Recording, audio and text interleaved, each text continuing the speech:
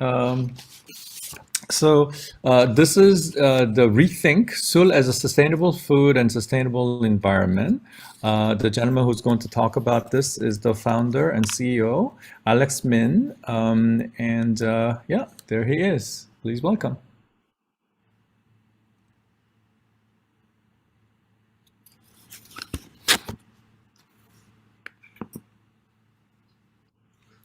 All right. So I guess I'll start now. Hi, my name is Alex Min. I'm the like Mr. Park said, I'm the co-founder and CEO of Reharvest. As the name implies, we are actually reharvesting a lot of the byproducts that comes out from beers, and these days we're expanding to different sectors. 이거 혹시 다음으로 어떻게 가나요? Hit the space bar. Oh, space bar. Okay, got it. So, sorry about that. So, before I start, I would like to kind of give, brief overview of what the upcycling is. I know that you guys are recycling and downcycling a lot of the byproducts at the moment, but there are three concepts that are involved in terms of repurposing, byproducts. First thing is downcycling, and second thing is recycling, and third is upcycling. So if you look at it from a different aspect of how byproducts are used, for example, if we're talking about the tires, right, used up tires, and then if we break it down and turn it into the construction mat, we're actually reducing down the value of the tire into a mat. So we could kind of look at it as a downcycling. Now, in terms of recycling, let's look at the ugly potato. In Korea, it has been some issues with the ugly potatoes 2 years ago. A lot of the famous celebrity wanted to upcycle this or recycle this, but in terms of ugly potato, you get it and then you beautify it and you repackage it and sell it as in Korean it's 합격 감자, is a passable potato. Then it's more or less recycling, right? Because you're retaining the value of ugly potato and you're just simply repackaging it. Now, in terms of upcycling, you get the ugly potato, and then you add values and ideas and turn them into and extract out highly nutritious proteins and fibers and turn them into a protein, high protein potato bread. Now that's an upcycling. So I want you to get a clear understanding of downcycling, recycling, and upcycling. The reason why I emphasize this is because in Korea there has been issues with in Korea we call it greenwashing or ESG washing. So a lot of people are just throwing upcycling here and there. Now in terms of so I think it is kind of like set aside from the Suul and the alcoholic beverages, but in terms of global F&B trend, Reharvest actually started out as a company to reduce and get rid of all the food waste. And the problem I do want to raise is how big the impact is, right? So if you look at our F&B industry, some of the key issues that we are faced actually boils down to a lot of different measures. But if you think about it, 1/3 of food that are currently being produced is actually, it doesn't even reach our table. It goes to waste before we see it in with our own eyes. And now 40% of the food that are being thrown away actually occurs as a food byproduct. And if by 2030 66 tons of food waste will come out per second, and I think that's a big impact. Now another thing that we should notice, if you look at food waste, I think it is one of the stupidest and dumbest social, issues that we are faced, right? And because of it, we are facing a lot of different negative environmental impact. For example, if food waste were a country, and then if we were aggregate all the carbon emission measurement, the first will be China, and then second will be US, and third will be food waste that are producing as much carbon as these two countries. Now, in terms of F&B industry's future direction, in Korea, I think it was a bit slow, but then thanks to ESG, which was became a big mega trend in Korea, a lot of the implications that are shown here are actually reflected. But three main things came out from UN SDG. SDGs are Sustainable Development Goals made by UN as a global initiative to make things better. So first thing was sustainable food. As you know, human population are growing quite fast, and we are faced with the challenges of creating a sustainable food. Second is upcycling waste and byproducts. Unlike Korea, other parts of the world such as Europe and US even, the government is actually specifically saying that you should upcycle the waste and byproducts, and the reason and then there's been a lot of different programs to do it. And third initiative for F&B industry direction based on UN SDG is reducing hunger, which is ironic, right? Because at one side we're producing as much byproducts as 572 kilograms per person in Korea, but on the other side, 1 out of 10 person actually suffers from permanent malnutrition. So those are the things that are occurring, and they do want to get rid of it.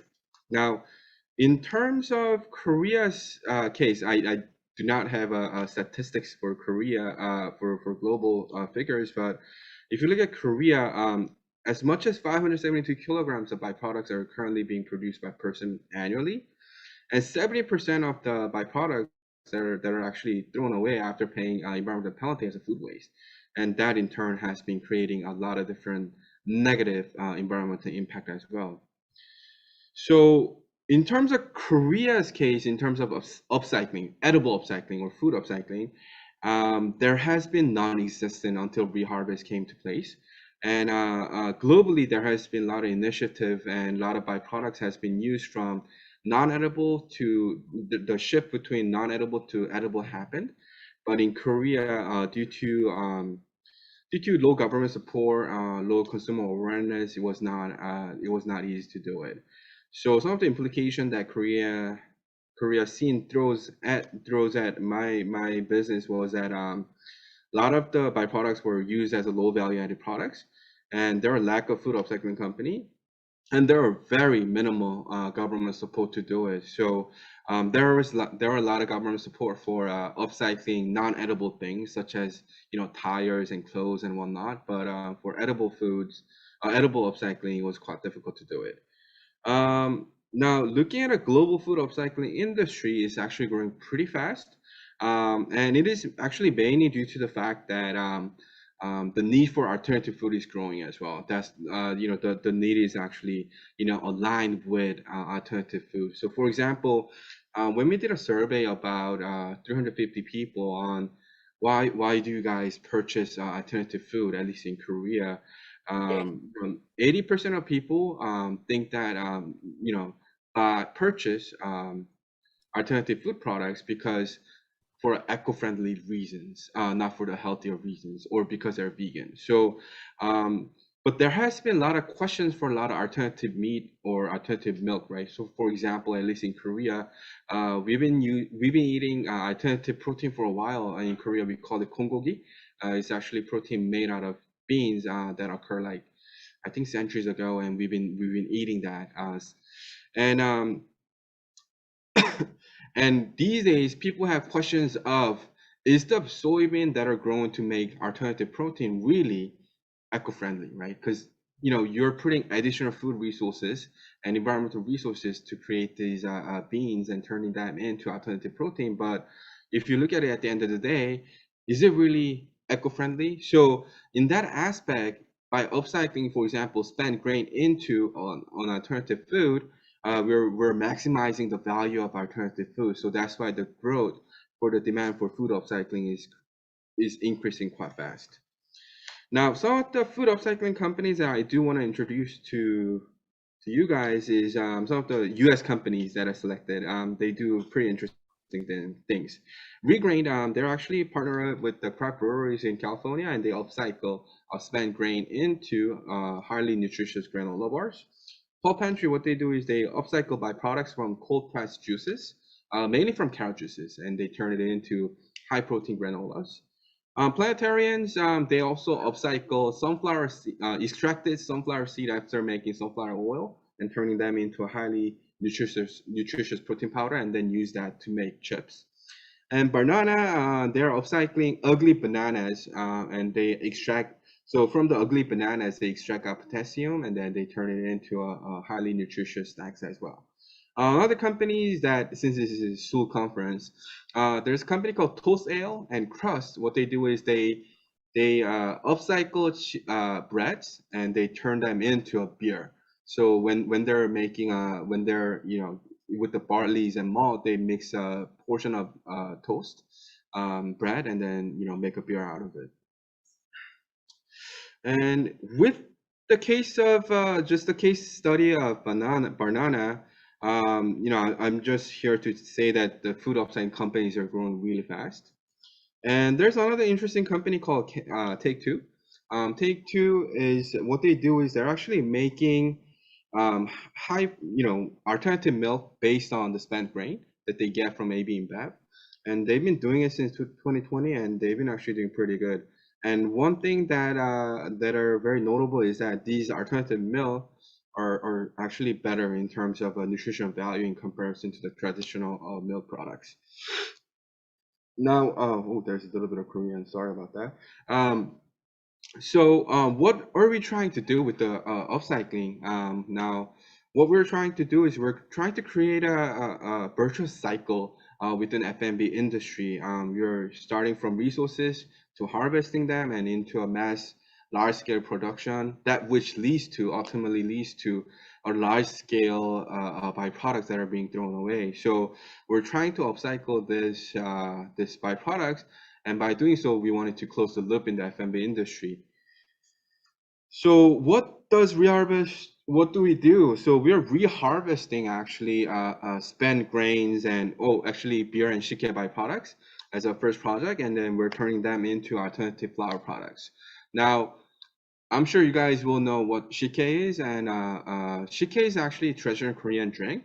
And surprisingly, the byproduct that we get from shike and beer is quite similar. So both of them use barley, and then we get the beer spent grain, and then also shike has the similar process. So once you get the shike and beer byproducts, we upcycle them, and then we turn them into a highly nutritious alternative flour.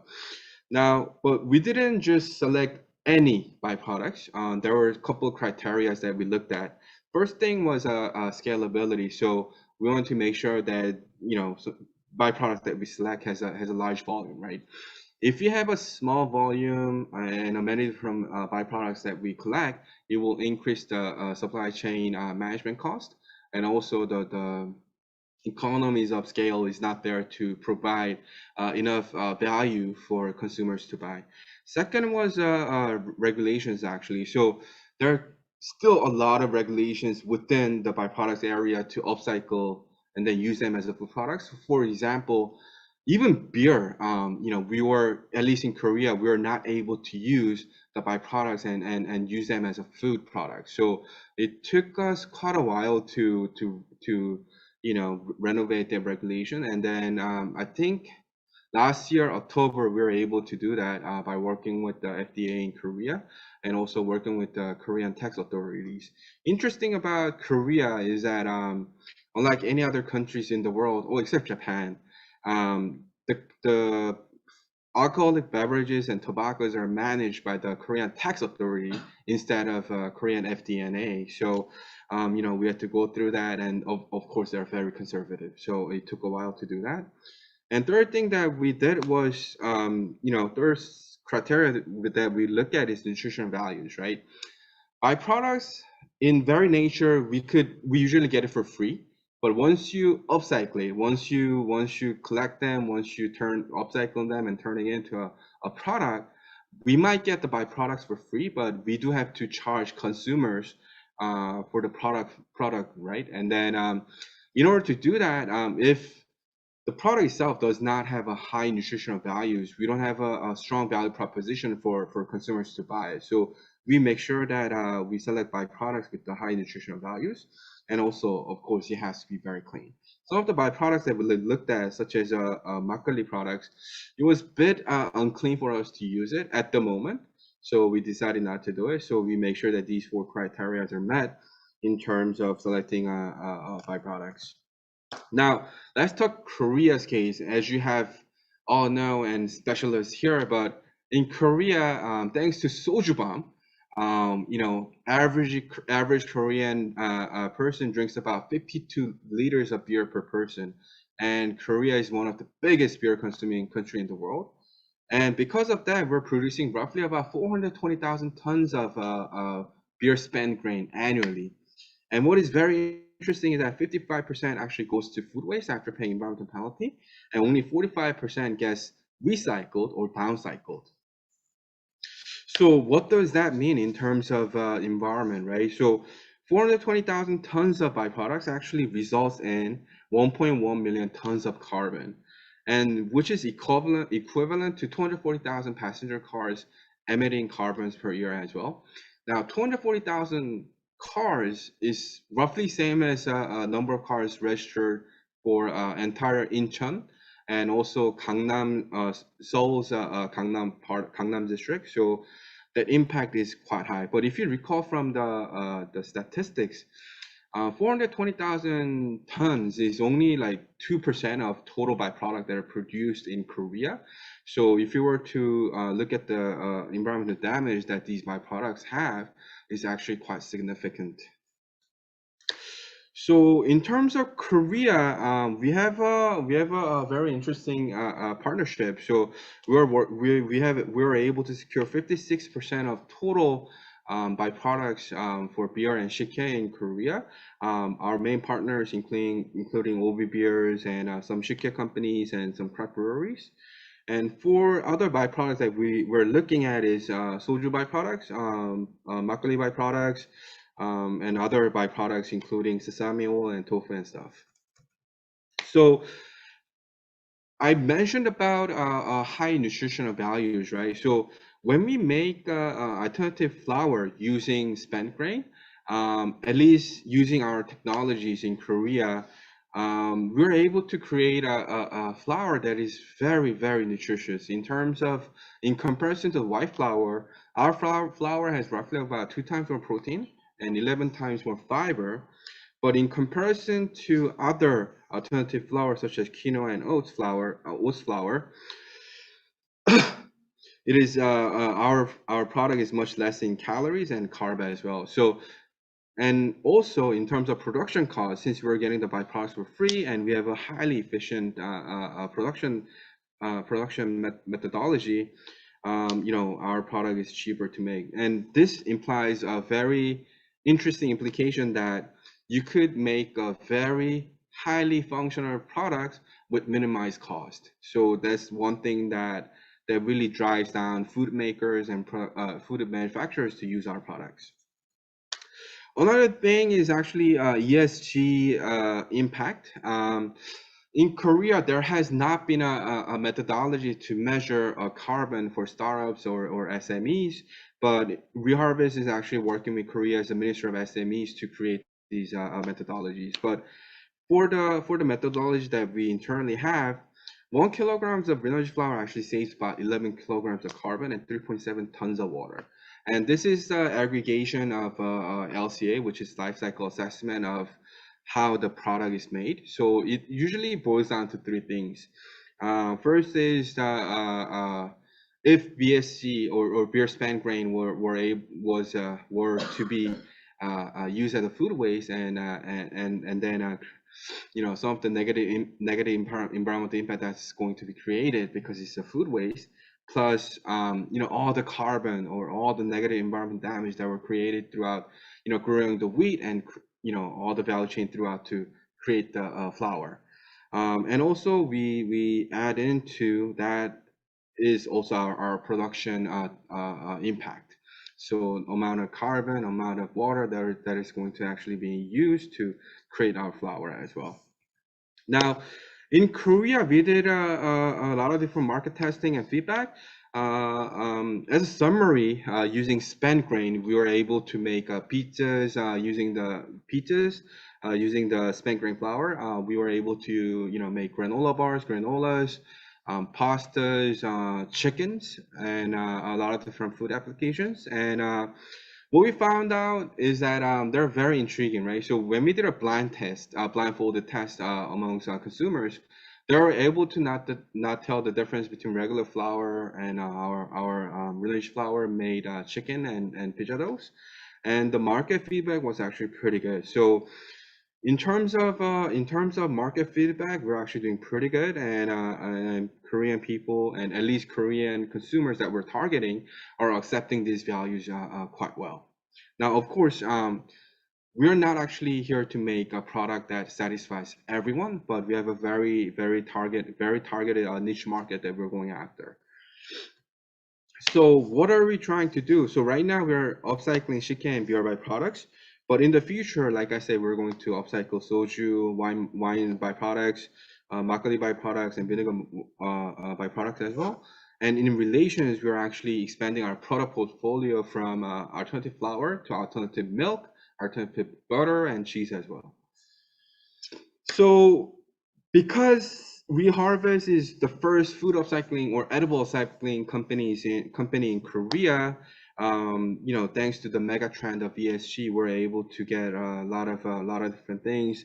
If you look at it from the left, at least in Korea, but OB Beer actually have gained a significant you know, recognition as a ESG leader in alcoholic beverage sector in Korea, as you can see from the news articles. And we have been leading a lot of the I'm so sorry, a lot of the ESG trend in the F&B sector as well. Some of the products that I do want to show you is you know, these are some of the products that we have made. You know, starting from the left, we have an egg tart that is made from the spent grain, which is highly nutritious. Chicken tender, hot dogs, and you know, other snack, granola, ice creams as well.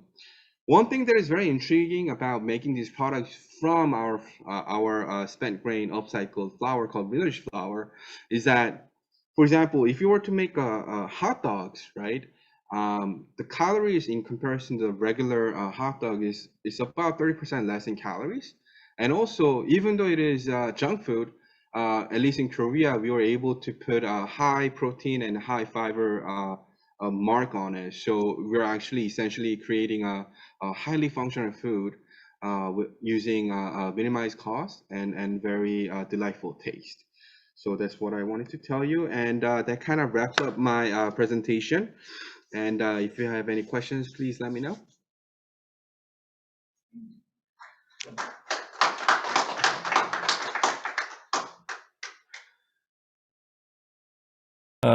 Great, thank you so much, Mr. Min. So yeah, that was that was amazing. You made it. it would have been horrible if you missed it. So yeah, there's a great information in the slides. Would you like to tell us if you'd like to know more about your company? There's a website. I'm sure we can look this up, but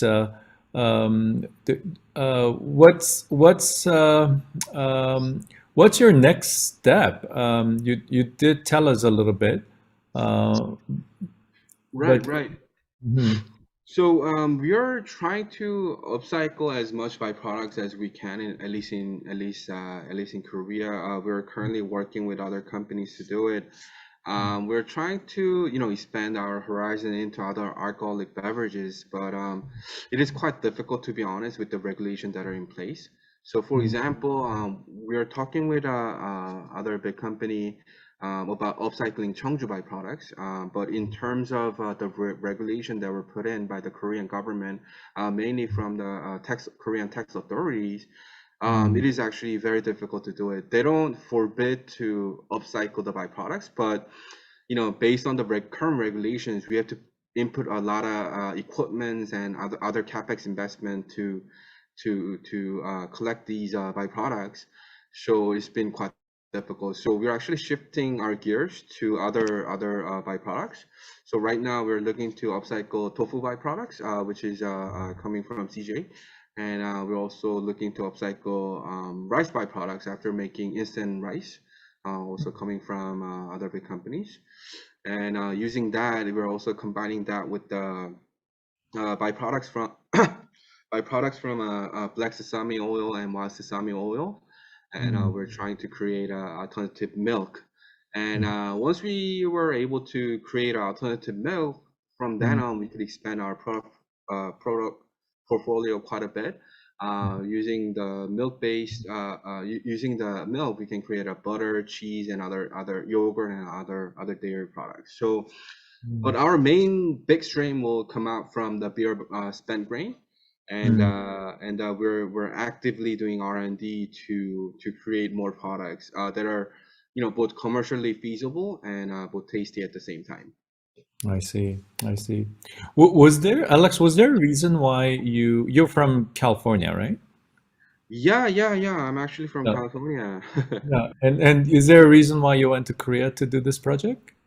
So, my personal story is, it might be a little bit boring, but so I actually was working at US PwC as a management consultant, and then I got an opportunity to go to an MBA in Korea, and then I stuck around. After MBA, I had to go to PwC Korea, and then stuck around here for quite a while. And then during my time at PwC, in Korea, I've been working with a lot of different beverage companies, including Obi Beer, Haicillo, and also Lotte and other companies. And I was really surprised by how much byproducts actually it comes out, and I wanted to do something about it. So, but I didn't have enough courage to do it. But 12 years into my career, I got a cancer. I got a stomach cancer, and then I almost died, but luckily I survived. And I told myself I should do something I wanted to do. So I quit my company right away, and I just jumped into this upcycling business. I see. I see. Well, I think you're doing a wonderful thing and very promising. Yeah. Is there anybody? I know it's getting late, but I think we have time for a few more questions. Okay. All right. Okay. John's actually John is one of our speaker from tomorrow. Joined from Helsinki. He has a question for you. Is there any significant loss from grain crops that are harvested but cannot be used for food production or animal feed? I've been wondering about using substandard grain harvest for ethanol fuel production. Okay. I'm not sure if I get this question 100%. But then yeah. If you make flour out of spent grain, there's actually yield of 30%. So 100 kilograms of spent grain that goes into our factory, only 30 kilograms of flour comes out. Now, main losses actually. So what we do is, we get the byproducts, our spent grain, and then we actually clean it with the chemical treatment, and then we dehydrate it, and then we dry it, and then we mill it, and then we do an inspection on the microorganisms, and then it becomes a final product. But throughout this value chain, there's been losses that are created, but mainly because the spent grain is very high in water content. So once we clean it and when we dry it, throughout the drying stage, about 67% of the water goes out, dries out, and then other 3% actually occurs as a losses throughout the milling process. I see. Hopefully that answers the questions. Well, related to your earlier statement about valuation, since a lot of people who will be listening to this conference are brewing at a smaller scale, would you have any suggestion for home brewers that can practice something that you do in a smaller scale? Oh, yeah, definitely. So for the spent grain, there has been, you don't actually necessarily have to, dry it. I mean, you do have to dry it, but you don't necessarily have to mill it to, turn into a flour. But you could actually use the spent grain as is. So a lot of times before I started out my company, I'll get the spent grain as a home brewer. I'll just dry it up, and then I would use it as a additive for pizza doughs. So I would add into pizza doughs, and then eat it with the beer, and it makes a fantastic collaboration between pizza and beer. In Korea, we call it pimek, and pizza and beer collaboration is pretty good. Also, once you dry up the spent grain, you can actually crush it up and then use it as a additive for the chicken batter mix. So once you put it in, it also makes a very delicious and crunchy chicken batter mix. So I encourage you to try it. It's actually pretty good. Batter. Okay, great. Yeah. Okay, great, wonderful. Wonderful. All right. Well, thank you. Thank you for joining. And so this is actually we're close. If is there anything else that Dr. Lee, are you still there? If there's anything else that needs to be announced tonight.